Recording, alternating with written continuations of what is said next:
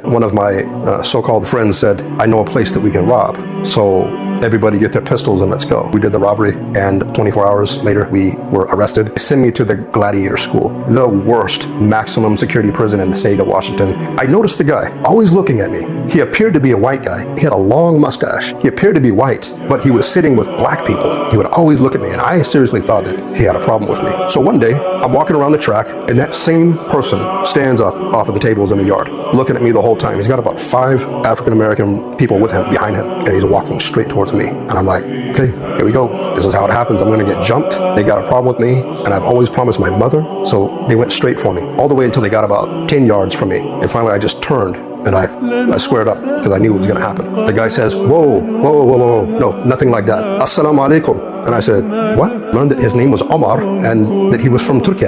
He said, Islam is a religion. And I said, oh, I didn't know that. He made da'wah to me about what Islam was. One day, he brought a book, and it was wrapped up in a towel. And he said, kind of sterned me, he said, look, man, I'm gonna give you a book, but you have to make sure that you keep it clean, and you don't disrespect it, you don't put it on the ground, okay? Do I have your word? Because I'm gonna give you a book. I said, sure, Omar, what's the book? And he uncovered it, and it was a blue Quran with gold writing. And he said, this is a gift from me to you.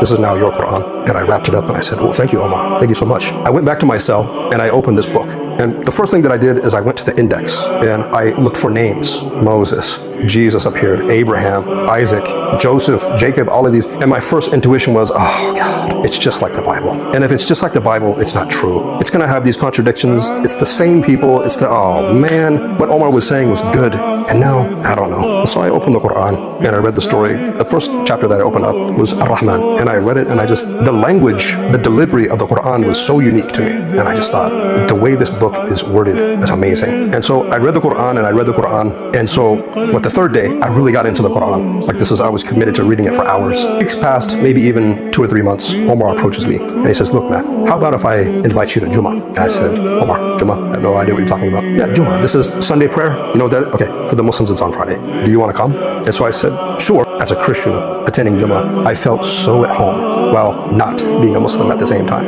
And so what I did was I went to the front row, and I did this. I looked down the first row of the prayer because I wanted to see if it was real. Is it real with these people? How do they look when they worship? And I saw muscle-bound men, huge men, but when they were in front of their creator, they became humble, and all of that hardness was gone. Eyes were lowered in complete humility to their creator. And I stood there like this and looked at them, and I said, but again, if anybody wants to know the moment, when did Allah open my heart? It is when they made sujood.